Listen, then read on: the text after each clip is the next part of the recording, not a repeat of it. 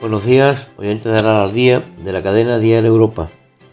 Continuando con el comentario titulado En busca de nuestras raíces, en la que se abarcaron aspectos muy generales del pasado histórico medieval del entonces lugar del Aral, nos vamos a centrar en el comentario de hoy para tratar ciertos aspectos de los inicios de la época moderna en nuestra localidad, relacionados con la población e igualmente con los comienzos de la agricultura como base de la economía del lugar. El inicio del siglo XVI marcó un punto de inflexión para el Aral, como para otras muchas localidades de la península ibérica, debido a una combinación de factores migratorios y económicos. Bajo la jurisdicción de los Tella Girón, específicamente don Juan Tella Girón, segundo conde de Ureña, el destino del Aral se vería influenciado por estos cambios. La migración desempeñó un papel importante en la demografía de nuestra localidad durante este periodo. En los primeros años del siglo, la población experimentó una disminución significativa debido al espíritu aventurero de algunos de sus habitantes. Después de la conclusión de la Reconquista con la caída de Granada, muchos individuos buscaban nuevas oportunidades en la fundación de nuevas localidades, concretamente Villamartín, que se fundó en el año 1503 por el Cabildo Cardenalicio, y Puerto Real, que aunque existía con anterioridad, vio un proceso de repoblación a partir de 1508. Son pues estos dos pueblos ejemplos claros de esta tendencia. El impacto de la migración hacia Villamartín y Puerto Real por parte de los habitantes de Aral fue muy significativo, representando más del 35% de la población total de ambas localidades. Este éxodo reflejó un descenso demográfico notable, pasando de 1.520 habitantes a 960 en la primera década del siglo XVI. Tuvo que intervenir el segundo conde de Ureña con la imposición de serios obstáculos y también haciendo prever la pragmática sanción de los reyes católicos, dado la preocupación en él reflejada por esa despoblación del Aral. Sin embargo, a pesar de este contratiempo inicial, el siglo XVI se convirtió en un periodo de crecimiento continuo para la población de esta localidad, impulsado fundamentalmente por las condiciones económicas favorables de la época. Este periodo fue testigo de una de las épocas más prósperas de la historia de la localidad,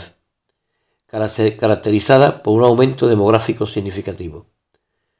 De 960 habitantes en el año 1510, la población de Aral creció hasta cerca de los 5.000 habitantes hacia final de siglo, quintuplicando su población. Este crecimiento fue facilitado por la ausencia de epidemias graves y, como antes había comentado, por un clima muy favorable. Factores, pues, que contribuyeron al desarrollo de la economía local, centrada en la ganadería fundamentalmente y poco a poco en la agricultura. El entorno propicio y las condiciones ventajosas permitieron al Aral aprovechar al máximo su potencial agrícola y ganadero, impulsando así ese crecimiento demográfico y también económico a lo largo del siglo XVI. El lugar del Aral se va a ir transformando paulatinamente gracias a su economía. La ganadería va a ir dejando paso a la agricultura, base fundamental de la vida de la localidad a lo largo de su historia. Y fue precisamente en este periodo cuando se inicia esta transformación. Se pusieron en cultivo buena parte de los espacios que hasta entonces habían sido casi exclusivos de la ganadería, debido a la potencialidad agrícola de la campiña, convirtiéndose así en un importante foco de atracción de nuevos pobladores, que fue fomentado igualmente por los señores de la zona, en este caso por los Tella Girón, provocando así la transformación de sus actividades económicas en beneficio de la agricultura. Y así nos refleja la profesora Carmona Ruiz en un artículo titulado La Villa del Aral en el contexto de las ganaderías de la banda morisca. Desaparecieron muchos pastos y había que hacer frente a otras necesidades, derivadas de una nueva explotación, en este caso de la agricultura. Hubo importantes novedades tecnológicas o técnicas, entre ellas la sustitución del buey, que había sido el animal utilizado para la explotación agrícola, que dejó paso a la mula, al ser necesaria para el inicio del proceso de roturación de las tierras, por la extensión de las mismas y también por el tipo de arado que se introdujo, retos que difícilmente podían ser asumidos por el buey por su lentitud. Pero este cambio fue potenciado por la figura de don Juan Tellez Girón, que desde el primer momento asumió la jurisdicción señorial de la zona, a principios de los años de la década de 1470, llegando a poseer en fincas rústicas rurales un total de 19.304 fanegas, lo que suponía cerca del 70% del término municipal de la población.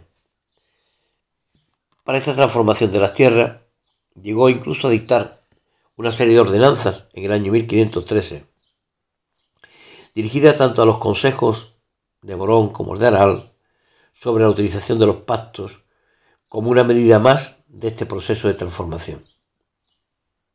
Las fincas rurales se fueron dedicando paulatinamente, en su mayoría, a la agricultura, siendo los cereales, especialmente el trigo y el cultivo de la aceituna, los cultivos que van a ocupar la mayor parte de la superficie, a los que se uniría, a mitad del siglo, el cultivo de la vid, que también tuvo en el Aral una gran tradición, a través de las denominadas rozas. Esta terminología da título a un artículo de la profesora Mercedes Borrero, Las rozas en Morón y Osuna, un ejemplo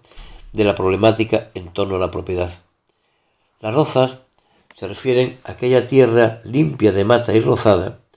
que naturalmente cría y que está apta para sembrar en ella. Fueron muchas las fanegas rozadas,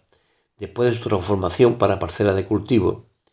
que tuvo su aplicación principalmente en las zonas de monte bajo o de zonas que no se habían labrado, o aquellas que estuvieron sin cultivar durante siglos, y que vino causada fundamentalmente por el resultado lógico de la necesidad de tierra para obtener alimentos. Las grandes fincas del Aral y las dehesas boyales de la Banda, Camero, Mediana y el Fresno habían sufrido una importante transformación, habilitándose el terreno para pan sembrar, la denominación del trigo, que se convirtió en el producto por excelencia de la economía araelense. Esto no fue tan simple como en principio pudiera parecer,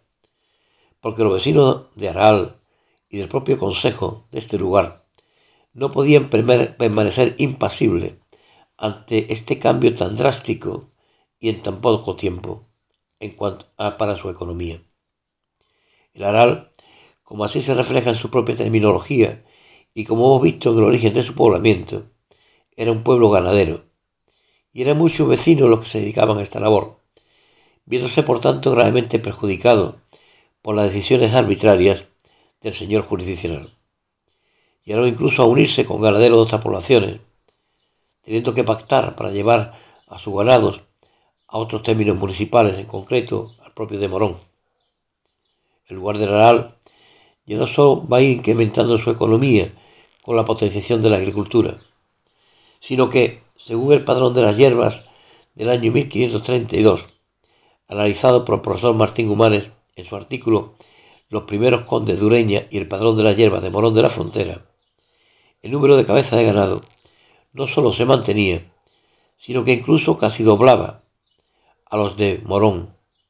de lo que se deduce del pago de los impuestos, que casi lo duplicaban, como así aparece en el citado artículo. Este proceso de transformación del paisaje agrario araelense provocará una importante problemática en torno a la propiedad de la tierra. Tal polémica presidió toda la historia araelense, desde este momento hasta la desaparición del señorío de la Casa de Osuna a fines del siglo XIX y principios del siglo XX, planteándose ya desde los años 30 de este siglo XVI larguísimos pleitos sobre las propiedades de la tierra entre los duques de Osuna y los vecinos de las comarcas de Aral, Morón y Osuna, todo un verdadero conflicto de intereses.